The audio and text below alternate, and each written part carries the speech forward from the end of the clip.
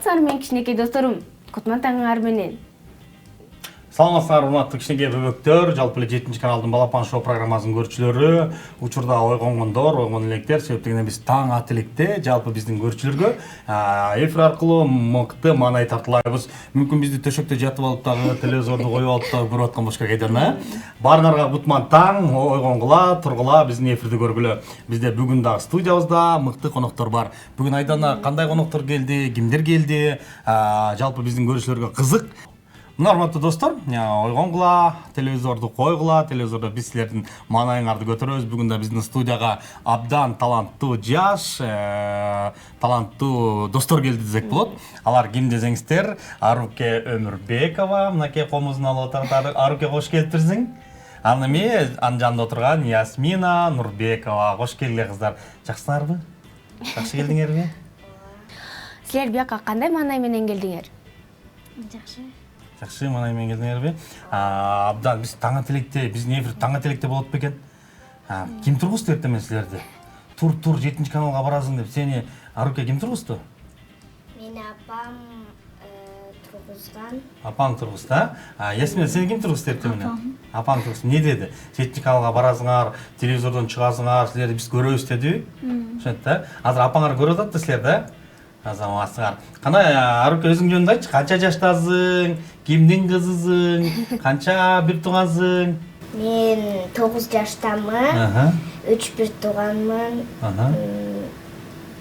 Мен Комузга 1 жылдан бери барам. 1 жылдан бери Комузга барган азамат, Ясмина, сен айткана канча бир туугансың? Эмне талантың бар, эмне өнөрүң бар? Биздин Аруке Комуз кармап келип, сен эмне карап келдиң бүгүн бизге? Эмне аткарып бересиң? Мен өзүм 9 жаштамын, бирок мен ырга катышканыма 3 айдай болуп калды. Сен ырдаганды жакшы көрөсүң, Азаматсың. Ырчы болуш үчүн деле аябай талант керек, Ырчы болуш үчүн өнөр керек. Мисалы биз ырдый албайбыз, Аруке. Ясмина, сен кайсыл ырчыларды көрөсүң? Ошол ырчыларда болгуң келет? Кыргызстандын ырчыларычы? Кимдер жагат? Көп эле ырчыларды билем, бирок мен аларды көрө албай эле аябай ырдагым келип ырчы. Өзүң жөл ырдагың келип эле, Анан ырдап калдыңбы? Азаматсың, Мынакей татынакай кыздар келиптир бизде, Аруке деген, Ясмина деген. Ясмина, сен эмне үчүн комуз чертип калдың? Сен деле Ясмина деле ырчы болсоң болбойт беле? Мен өзүм атам 8 жашыман баштап комуз чертип баштаган, ошондо кызыгып, анан комузга каттым. Атаң 8 жашынан баштап комуз чертип, анан сен ошону көрүп калдың, 8 жашында, анан эле комуз чертип баштадың. Азамат, мынакей атасынын жолун жолдогон мыкты кыз экен, Сенде кандай суроолор бар? Ясмина, сен кайсы ырды ырдап бересиң бизге? Алтын апа. Апалар жөнүндө, апаларды апаңды жакшы көрөсүңбү, атаңды жакшы көрөсүңбү? Экөөнү тең жакшы көрөсүң, Азамат. Мынакей биздин Ясмина атасын дагы, апасын дагы, анан мени дагы жакшы көрөт экен, көрдүңбү?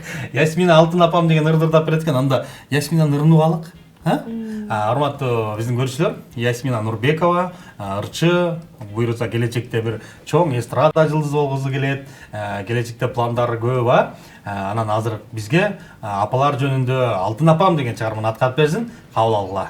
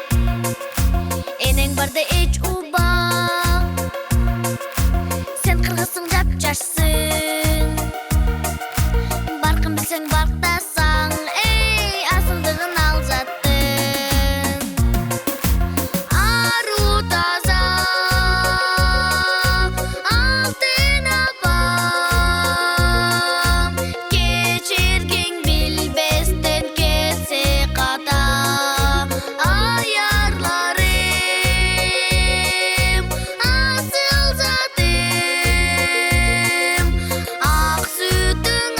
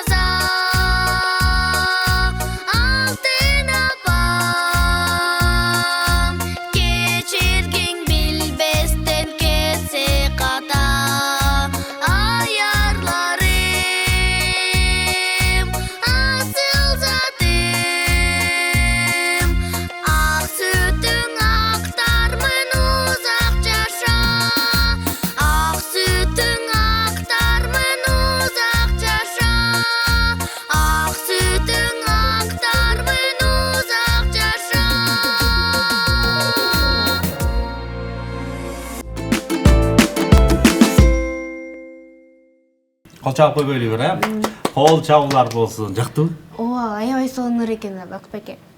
Чындыгында Ясмин абдан жакшы ырдайт экенсиң сени.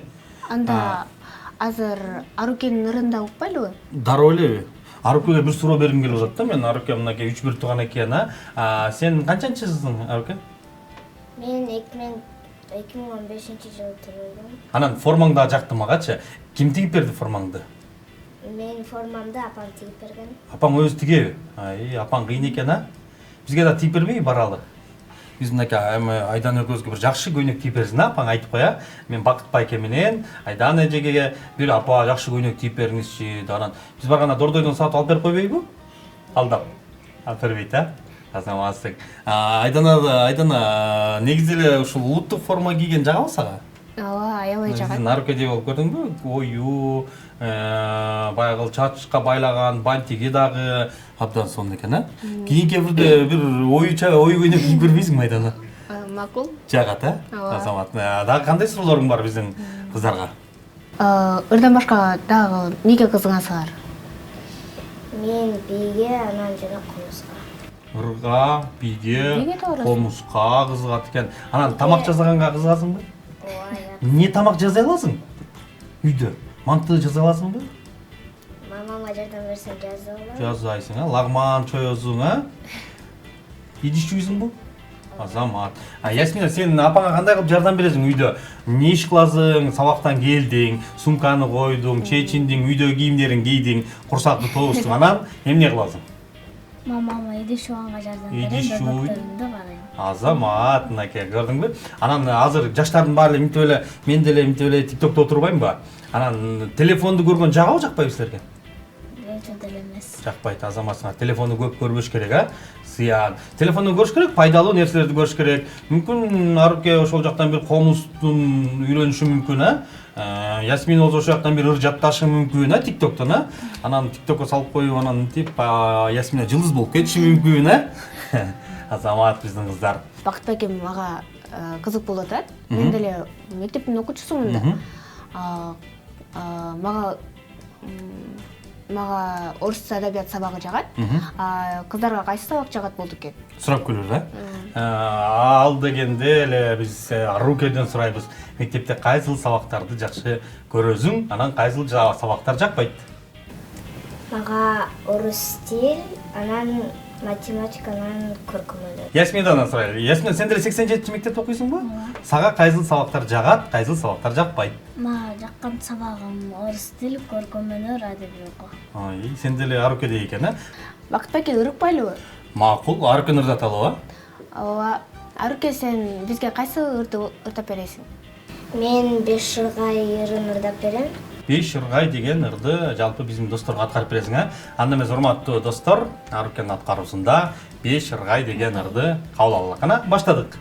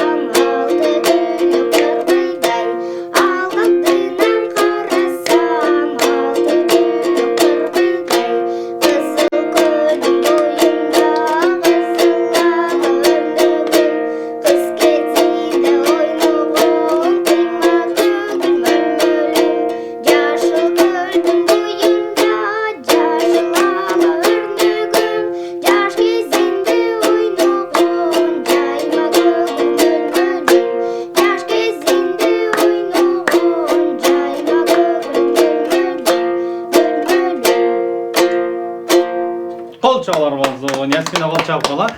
Жактыбы Ясмина сагырдаган? Сен деле ушундай ырдайт экенсиң, бул деле ушундай ырдайт экен. Ушул ырды каяктан үйрөнөсүң? Мен мектептен үйрөнгөм. Ясмина, сен каяктан үйрөндүң ырдаганды? Мүмкүн үйүңдө атаң ырдайт, апаң ырдайт, чоң атаң, мүмкүн тай атаң. Жок, тай атам жакшы ырдачу экен, бирок атам деле жакшы ырдайт. Мен атам бир жака барганда ырдап бергенин көрүп, ырчыгым келе азаматсың. Мен дагы комуз чертим келет берсең, араке мен комуз чертип көрөйүн. Мен чертип аламбы комуз? Комуз чертиш үчүн эмне кылыш керек? Белестеги беш жыргай, беш жыргай. Болбойт, азаматсың. Мен дагы анда мындан кийин комуз кружокко катышайын, анан сен жаныңа отуралып экөөбүз чогурдайбыз, Ясминага суроо берейин, Айдана. Сен дагы комуз кружокко барбайсыңбы? Жок, апамдар берем деп атышкан, бирок барасың, барам. Барыш керек. Себеп дегенде бизге ошол номер 87 мектептин кыздары көп келет эфирге. Алардын баардыгы таланттуу, анан баардыгы комуз чертет. Сен деле ошол мектепте окуйт экенсиң, Мындан кийин атаңа айт, апаңа айт, мен деле комуз кружокко барайын, аркеде болуп комуз чертким келет деп, арке мынакей, сонун комузу бар экен, комуз чертет экен. Бир өнөрдүн ээзи десек болот, бир аспапты үйрөнүп алган. Комуз кайсы мамлекеттики билесиңби, арке? Кыргыздардын улуттук аспабы комуз. Улуттук баш кийими кайсыл? Улуттук баш кийими калпак, элечек, азамат. Анан кийинки мындай силерге окшогон кыздардын жашнакай көйнөктөрү, шөкүлү, ушулардын баарын мектепте үйрөтөбү? Азаматсың. Ясмина, сагачы көйнөктү каяктан алдың сен? Сенин көйнөгүң абдан сонун экен го? Onu meni özüm чоң апам алып берген. Чоң апаң алып берди эле. Аябай, ушундай жашнакай көйнөктөрдү каяктан таба алышат булар, Биз деле кийгибиз келет, бирок таппайбыз. Каяктан алсак болот ушундай көйнөктөрдү? Мисалы, Арукеникиндей, Ясминаныкындай көйнөктү сен каяктан алышты билбесең, азыр кыздар айтып берет. Кана, Ясмин айт. Мен өзүм Ош базардан алгам. Ош базардан сатабы? Сен каяктан? Сен апаң тип берди да? Азамат, мынакей сен апаңа барып кыргыз форма тиктиребиз. Айдан экөөбүз. Анан кийин Ясминаны ээрчитип алып, Ош базардан ушундай көйнөктөрдү алабыз, Бакыт байке, туура айтасыз. Кыздар менен отуруп, Роза апанын жомогун көрөлү. Анда эмесе, чогуу биздин Роза деген апабыз бар. Азыр сонун жомок окуп берет. Бардыгыбыз чогуу биздин достор менен биргеликте көрөлү.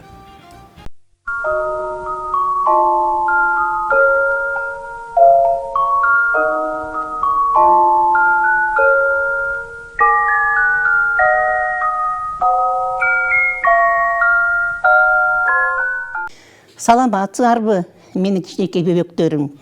Анда эмесе мен бүгүн силерге өз жомогумду дагы бир жолу окуп берейин. Ошон үчүн экранга жакын келип, менин жомогумду бирге угайлы. Мен бүгүн силерге күч менен айла деген жомокту окуп берем.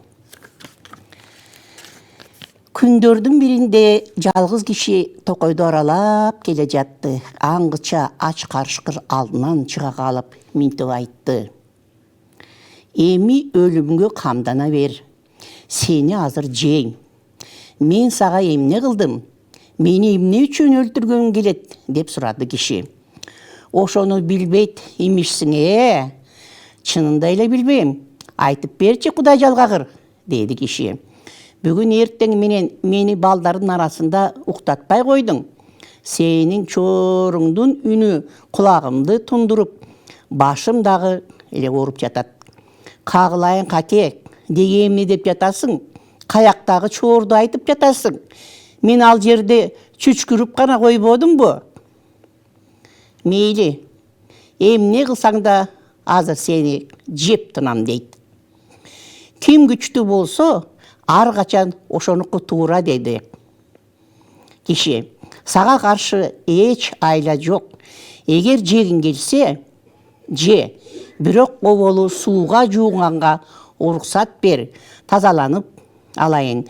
Болбосо өтө кир болуп калдым, дейт. Анда барып сууга жуун, деди карышкыр уруксат берип. өзү четке барып кишини күтүп олтурду. Киши сууга барып жуунумуш болуп, карышкылга билдирбестен союлду алды. Кана, даярсыңбы деп сурады карышкыр. Киши болсо, даярмын. Киши карышкырга акырын басып келди да, сол колу менен аны куйруктан толгой кармап, оң колундагы сойыл менен аябай сабап, сенде күч болсо, менде акыл бар, сенде тиш болсо, менде айла бар деди. Карышкыр ары жулкунуп, бери жулкунуп, акыры кутулуп чыгып, куйругу кишинин колунда кала берди. Киши карышкырдын куйругун кабына салып, аны шылдыңдап күлгөн бойдон жолун улантты. Карышкыр эсин жыйгандан кийин улууп уңшуп, өз шериктерин чакыра баштады. Ал улуганда карышкырлар келди. Кишиден кандай кордук көргөнүн чолок куйрук карышкыр айтып берди. Карышкырлар кишинин артынан кууп жөнөштү. Улуп уңшуган үндү укканда киши карышкырлар кууп келатканын анык билди. Анчалык көп ойлонбой эле карагайдын башына чыгып, чоң бутакка минип алып, ылдый жакты карап отура берди. Карышкырлар жүгүрүп келип, карагайды айлана чуркап кишиге карап, тиштерин шакылдатышты. Бирөөсү: "Муну жугаштын башынан түшүрүш керек" деди. "Керек экени чын, а бирок кантип?" деди дагы бири суроо берди. Эмне кылуу жөнүндө карышкырлар көп ойлонду. Акыры эң картаңы минтип айтты: "Чоң карышкыр карагайдын так түбүндө турсун, дагы бири анын жонуна чыксын, үчүнчүсү анын үстүнө, анан төртүнчүсү, бешинчиси болуп, качан тиги бутактагы кишиге жеткиче биринин үстүнө бири чыга берсин. Ошондо биз аны жерге сүйрөп түшөбүз." Бул акыл карышкырга абдан жакты. Айрыкча чолок куйрук өтө кубанды. Ошол замат карышкырларды үстүнө чыгууга буйрук кылып: "Мына, бул шүмшүктүр жерге сүйрөп түшүп, терисин тескери сыйрып, өзүн тыткылап жейбиз" деди. Ошентип карышкылар бирине бири чыгып, уламдан улам өйдөлөй баштады. Эми эң акыркы карышкыр бийикти карай тырбышып кишиге жеткени калды. Иш жаман жагын айланганын киши даана көрүп, бирок акылынан адашкан жок. Кабындагы карышкырдын куйругун сууруп чыгып, аны жерге ыргытты. "Эй чолок куйрук, тигине сенин куйругуң, алгының, балким кайрадан жабыштырып коерсуң" деп кыйкырды. Чолок куйрук өтө кубангандан куйругун баса калды. Бөлөк карышкырлар бүт бойдон кулап түшүп, кээ бири өлүп кала жаздады. Ачуусуна чыдабай, алар улуу уңшуп, чолок куйруктун артынан кууп жөнөштүштү. Анткени баарын кулатып жиберген ошол болчу. Киши жерге түшүп, аман эсен үйүнө кайра кайтты. Мына балдар, акыл деген ушундай болот экен. Акылдуу адам ар дайым бардык амалдардан кутулат экен. Ошон үчүн балдарым, силер дагы ушул кишидей акыл эстүү, жакшы бала болуп чоңойгула. Анда эмесе саламатта калгыла.